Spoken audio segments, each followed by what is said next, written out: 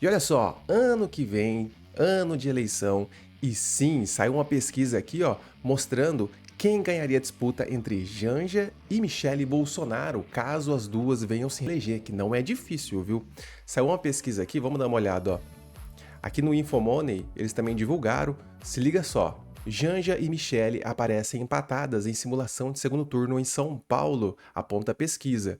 Lembrando que essa pesquisa aí, ela foi encomendada pela galerinha do PT, então é uma pesquisa meio duvidosa ali. Antes da gente se aprofundar nessa pesquisa, saiu também uma matéria do Lula, essa aqui, ó. Hoje de manhã saiu, ó, Lula revela se será candidato à reeleição em 2026.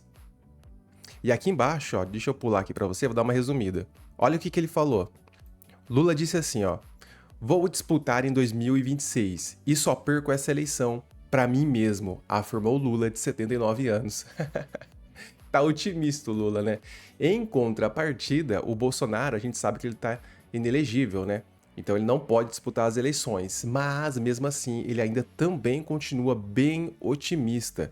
Porque hoje de manhã saiu essa matéria aqui, ó. Bolsonaro reposta vídeo em que diz ser candidato em 2026, mostrando aí que Bolsonaro ele também tá otimista para 2026. É bem difícil, viu? É bem difícil pela situação do Bolsonaro, mas ele tá ainda otimista. O vídeo que essa matéria se refere é esse vídeo aqui, ó. Vamos dar uma olhada. Esse vídeo aqui.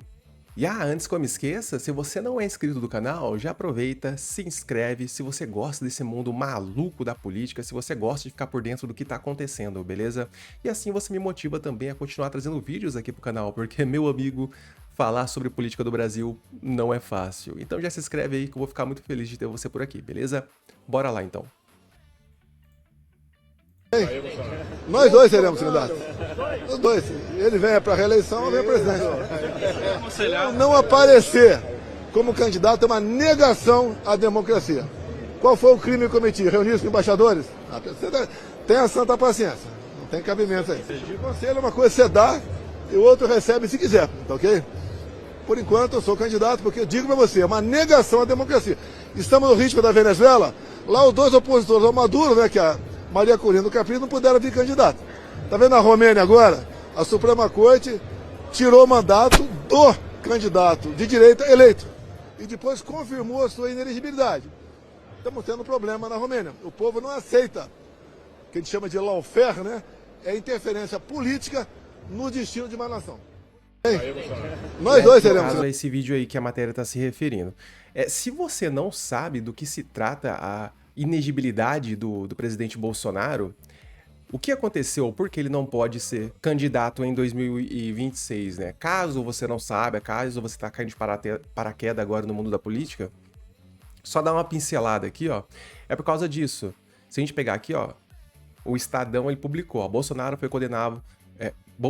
foi condenado por abuso de poder político, uso indevido dos meios de comunicação ao realizar uma reunião com embaixadores no Palácio da Alvorada em julho de 2022, onde atacou o sistema eleitoral brasileiro sem apresentar provas. O evento foi transmitido pela TV Brasil, caracterizando o uso da máquina pública em benefício próprio durante o período eleitoral. E uma outra coisa também foi a comemoração do 7 de setembro. O TSE condenou Bolsonaro por abuso de poder político e econômico ao utilizar as celebrações do bicentenário da independência para promover sua candidatura à reeleição. A corte entendeu que houve um uso eleitoral da data cívica, o que resultou em mais uma pena de inelegibilidade por 8 anos. Ou seja, ele está aí inelegível por 8 anos a partir de 2022. Né? Complicado, tá complicado pro lado do Bolsonaro. Só fazendo um adendo sobre isso é muito interessante, porque se a gente pegar aqui, ó,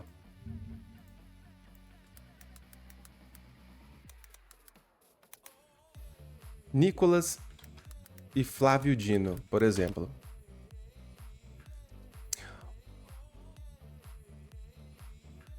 O Nicolas, ele protocolou um pedido de impeachment do Flávio Dino. Porque assim, ó, o Flávio Dino, em uma palestra lá, parece que ele fez uma atuação política partidária tomando um lado, né? Se você pegar aqui, ó, bem nessa parte que fala, ó, a apresentação acusa o magistrado, que é o Flávio Dino, de atuação política partidária. vedada a integrantes do Supremo, após Dino sugerir uma chapa imbatível para as eleições ao governo do Maranhão, encabeçada por Felipe Camarão, do PT, né? Atual vice-governador. Foi durante uma aula magna em uma universidade do estado. Ou seja, isso aqui também, então se o Bolsonaro ele ficou inelegível, o Flávio Dino provavelmente também vai ser, né? Se não for, aí é porque, tipo assim, a lei vale para um, mas não vale para outro, né? É bem complicado isso. Eu trouxe aqui o Flávio Dino só para você ter uma ideia do que eu tô falando. Mas, enfim, então é por isso que o Bolsonaro ele tá inelegível. Antes da gente voltar lá para a matéria da Janja e da Michelle, né, naquela pesquisa das possíveis candidatas 2026, saiu essa matéria aqui da CNN que eu achei bem interessante, que eu quero saber muito a sua opinião, deixa aqui nos comentários. Que é o quê? Para 70% das pessoas em uma pesquisa, há nomes viáveis além de Lula e Bolsonaro para 2026. Pesquisa Atlas, feita com exclusividade para o programa GPS CNN desta semana, revelou que a maioria dos eleitorado brasileiro diz acreditar em alternativas viáveis para o Palácio do Planalto em 2026, além do presidente Lula e Bolsonaro, certo? Aí ele listou alguns nomes, né? Que eu achei bem interessante e é aí que eu quero a sua opinião também. Porque assim, ó, a pesquisa diz assim, ó, quando questionados, bem aqui, ó, quando questionados se acredita que existe uma candidatura viável para as eleições presidenciais em 2026 fora Lula ou Bolsonaro, 70,1% dos entrevistados acreditam que existe, sim, uma candidatura viável para 2026, sem ser um dos dois, enquanto 22,2% acham que não. Já 7,8% não souberam responder. Então eu também quero a sua opinião aqui e eu vou deixar a minha. A pesquisa também perguntou especificamente sobre características potenciais de candidatos à esquerda e à direita. No campo político da direita, o governador Tarcísio foi o melhor avaliado. Aí entra a minha opinião também. Eu vou concordar aqui, tá bom? Na minha opinião, eu acho que o Tarcísio, se baseando pelo que ele fez por São Paulo, eu acredito sim que é um nome bom para a presidência, representando aí a direita do Brasil, se o Bolsonaro realmente não conseguir se candidatar, beleza? Eu acredito sim que o Tarcísio é um bom nome. E aqui foi apontado algumas características dele, né? Que é carisma, competência, experiência, firmeza, honestidade e visão. Essas foram as qualidades aí que a galera apontou para ele. No requisito experiência, o governador de Goiás, Ronaldo Caiado, do União Brasil, aparece em segundo lugar, seguido pelo governador Romeu Zema, do Novo, Minas Gerais, e Ratinho Júnior, do PSD, do Paraná. Aí depois vem aqui, ó, a Atlas também perguntou a avaliação das pessoas em relação a nomes em torno do presidente Lula, que também são apontados como possíveis presidenciáveis. São eles, olha só, o ministro Fernando Haddad, Geraldo Alckmin, Camilo Santana e Rui Costa. O Alckmin do PSB foi considerado aí o mais competente e mais experiente, já Fernando Haddad foi apontado como o mais honesto e também o melhor avaliado no quesito visão. Aí eu quero saber sua opinião. Deixa aqui embaixo qual deles você acha que cabe bem aí para a eleição do ano que vem. Se não tiver um nome que você tem na sua cabeça aí, pode colocar também, beleza? Eu quero muito saber. Mas, para mim, como eu disse, eu acho que o Tarcísio ainda é um bom nome, beleza? Aí, claro, né, além desses nomes, pensando do lado da direita, tem nomes fortes também, né? Tem o Eduardo Bolsonaro, Flávio Bolsonaro e, obviamente, a Michelle Bolsonaro aí que pode se candidatar. Então o jogo tá bem aberto ali. Mas essa pesquisa aqui, ó, eu achei bem interessante. Vamos voltar nela. E deixa a sua opinião também que eu quero saber. Janja e Michelle Bolsonaro aparecem empatadas em simulação de segundo turno em São Paulo, diz pesquisa. Eu vou ser bem honesto, se as duas se candidatarem, eu vou achar, assim, no mínimo esquisito, beleza? Até porque nenhuma das duas aí tem experiências de fato na presidência. Uma é mais doida que a outra. Não, mentira. Ó, uma pesquisa encomendada por aliados do PT simulou um inusitado cenário de um segundo turno presidencial do estado de São Paulo. entre as primeiras-damas Janja da Silva e Michele Bolsonaro. Segundo o levantamento divulgado pela Folha de São Paulo, ambas aparecem empatadas tecnicamente, com 41% das intenções de votos. O cenário testado antecipa movimentações no xadrez político nacional para a eleição de 2026, considerando o impedimento de Jair Bolsonaro do PL pela Justiça Eleitoral. Michele tem sido apontada como herdeira natural de sua base, especialmente entre o eleitorado feminino e evangélico. Já a Janja, embora com visibilidade crescente e presença ativa em agendas do governo, não poderia disputar o Planalto em 2026 por ser cônjuge do presidente em exercício, a menos que Lula renunciasse ao cargo. Olha que importante isso. Então, provavelmente isso não irá acontecer. Só se Lula realmente vê que ele não vai conseguir se candidatar o ano que vem, aí ele renuncia só para colocar a esposa. Aí seria um jogo de xadrez bem interessante. Daí tem aqui, ó, nomes da esquerda para São Paulo, né? A mesma pesquisa também avaliou possíveis cenários para disputar o governo de São Paulo, caso o atual governador Tarcísio de Freitas, do Republicanos, tente a reeleição. Em um dos quadros, o vice-presidente e ex-governador Geraldo Alckmin, do PSB, aparece com 35% das intenções de voto contra 46% de Tarcísio, que a gente já comentou no último post, né? Bem interessante essa pesquisa.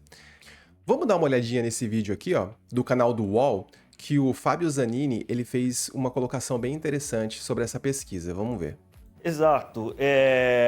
Bom, a Michele Bolsonaro está cada vez mais ganhando protagonismo político. Houve essa informação aí como consequência lá, de um furo espetacular que o UOL deu, o Aguirre Talento, né, deu sobre esse diálogo do Fábio Weingarten com o Mauro Cid, em que ele fala que prefere Lula a Michele, e aí foi demitido ontem o Fábio Weingarten, que sempre foi uma espécie de faz-tudo do Bolsonaro, assessor de imprensa, assessor jurídico, assessor político e outras coisas mais. Mas o fato é que a Michele Bolsonaro tem hoje muita força política no PL, no bolsonarismo, e é apontada como uma possível candidata ou a presidente da República ou a vice numa chapa bolsonarista, uma vez que Jair Bolsonaro, muito dificilmente, para não falar que é impossível, ele ser candidato.